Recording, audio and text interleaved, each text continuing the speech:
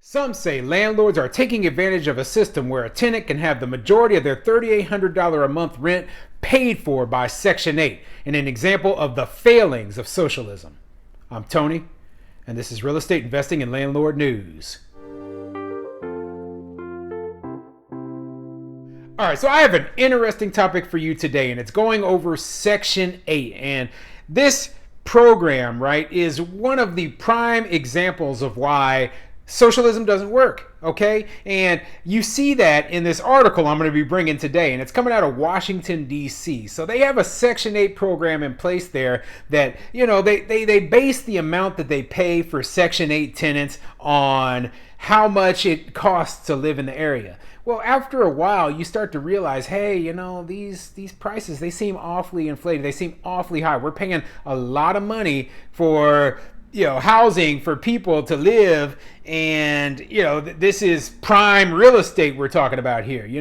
Example that I always like to bring is, hey, why don't you provide me a Section 8 voucher so I can live on the beach in Malibu, next to all the $10 million houses, okay? No, they're not going to do that. So when it comes to Section 8, yeah, you're going to live in a lower income area, and no, they should not provide you with enough so that you can live in the most expensive part of town in the nicest building. That's ridiculous. When we're talking about fairness, we're talking about, hey, there's people who work their butts off, okay? A married couple, both of them working their butts off, trying to earn as much money as possible so that they can afford a nearly $4,000 a month rent, right? And meanwhile, you're just giving that away to some random person. What is the motivation for a person to want to work hard if the government is just going to give the people who don't do anything the exact same thing? There is none, okay? And what is the motivation for the person who is poor once they get that Section 8 voucher? What is the motivation for them to move up, start earning more money and then become self-sufficient? They're going to lose their subsidized housing, so there is no motivation. They're just going to stay in their, super low income status so that they can keep getting their housing subsidized by the government. See, the Section 8 program, it is basically exact reason why socialism doesn't work. Okay, and I'm going to go through this article because this is a ridiculous story, and they're going at it from a different viewpoint than I am. But as a landlord, I see things a little bit differently.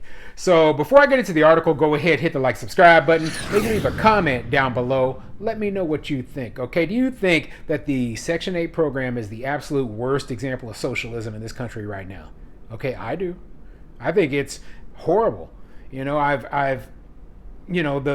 single biggest expense that anybody has is housing. The biggest expense. And we have a program set up from the government where the government pays for people's housing. And they put these people in this perpetual cycle of poverty where if they earn more money, they lose their housing voucher.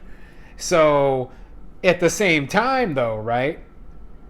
So you have to pay for your own way. So it just takes away people's motivation to work hard. And while I do believe that, hey, a temporary program to help people get back on their feet after a hard setback is necessary and isn't a bad thing, I do believe that the way the government has this program set up right now, all it's doing is perpetuating socialism. And you know what?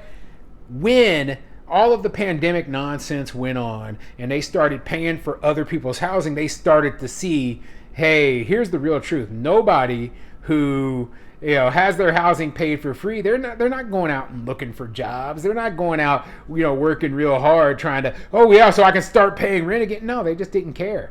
So we ended up with a whole lot more people. It was a great social experiment to show people what exactly is going to happen if they ever try to fully implement their sort of socialist utopia, okay? And it's going to just cause the entire country to collapse as a whole bunch of lazy people are going to be sitting here trying to live off the backs of those people who are working hard. And, that's happening already on a micro scale. So, that's why I'm so against this stuff.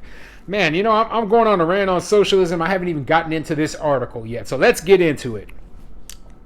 This article is coming from the DCist.com, and it says, the DC Housing Authority pays top dollar to landlords in wealthy areas. Some say that's bad policy. Well, I'm some of that some. It's bad policy. Anyway, let's get into this article. See what it says. In a city divided by race and class, DC's housing authority is trying to bridge the divide with a seemingly simple solution: paying landlords competitive rates to house poor residents. The public housing agency covers rent on behalf of more than 18,000 low-income households in D.C.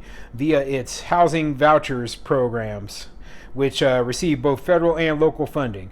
Under the program's current rules, landlords in wealthy enclaves, such as Chevy Chase, can charge voucher holders as much as $2,648 a month with utilities for a one-bedroom apartment. The tenant chips in 30% of their income, and the voucher takes care of the rest.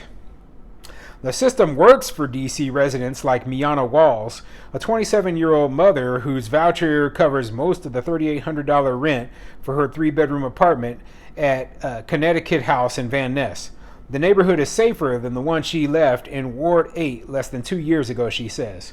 So yeah, we've got the government of D.C., right? They're trying to bridge the gap. They're trying to, we're going to make it so that, it's just not fair that some people are better off than other people. Well, that is reality. That is the way that reality has always worked, okay? And then just saying, hey, we're going to take poor people. We're going to give them all this money and all this stuff and give them the exact same thing as, somebody who is making $100,000 plus a year. Well, what motivation is that person to actually go out and earn $100,000 a year on their own now? There is none.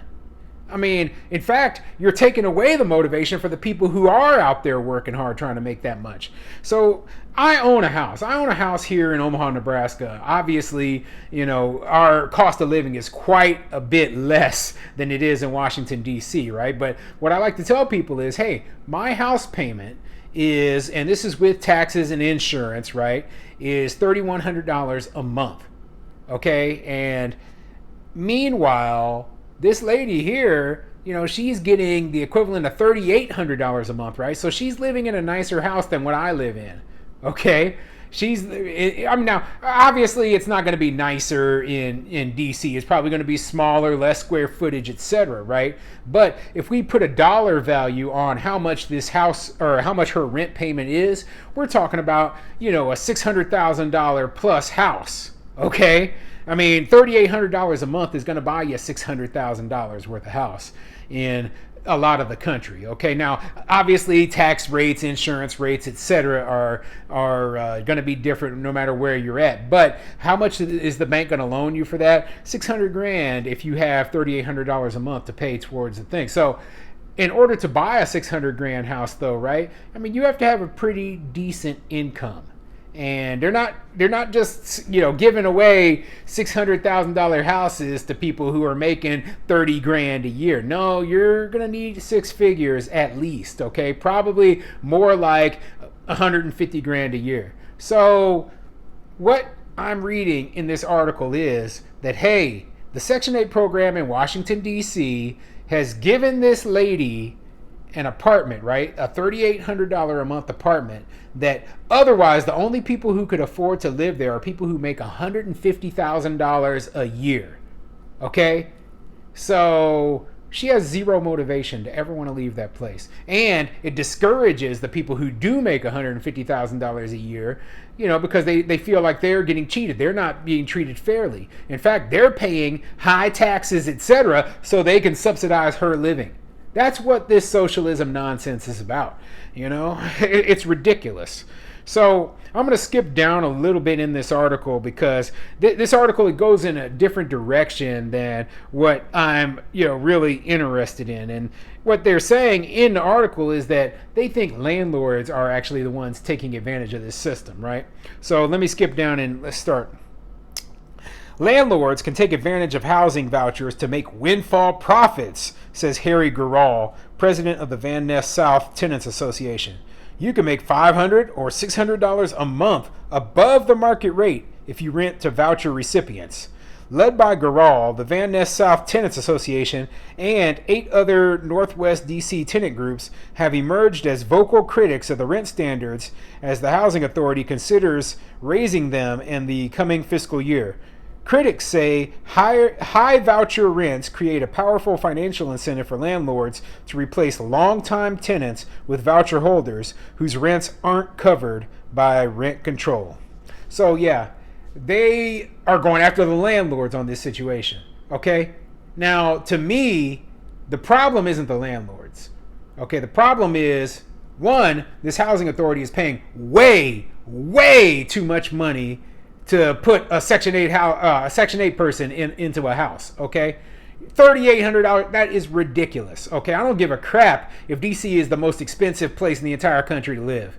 You should not be housing poor people in a place that, you have to earn $150,000 a year to live there, okay? Like I said, put me up in Malibu then in my $10 million mansion, okay? This is idiotic logic, and you know what they're doing?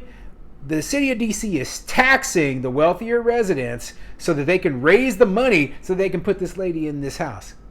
If I lived in DC, I would just move. I'd move out of town because I'm like, I don't want my tax money going to pay for this nonsense, okay? I'm not paying money out of my pocket. I'm working my butt off every day to pay my rent, and now I got to pay her rent too, and she has a nicer place than me.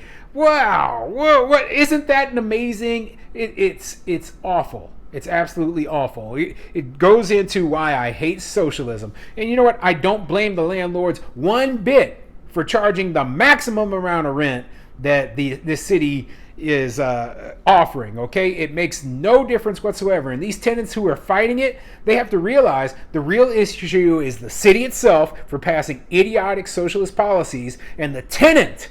That's right. The tenant is abusing the system because the tenant knows that they don't need this housing. Oh, yeah. It said earlier in the article, that the tenant was living in another neighborhood that, probably was a lot less expensive, but offered all of the necessities that they needed. They just didn't like it. So imagine, the tenant was living in a place that costs half as much, but it's like, you know what, I like this place better, so therefore you have to pay me twice as much so that I can live there. No, this is ridiculous nonsense, okay? They're pushing these socialist policies all throughout the country. Thank goodness nothing like this is passed where I'm at, okay? Because I absolutely hate it. And you know what? This is the kind of thing that makes me just want them to throw the Section 8 program out completely.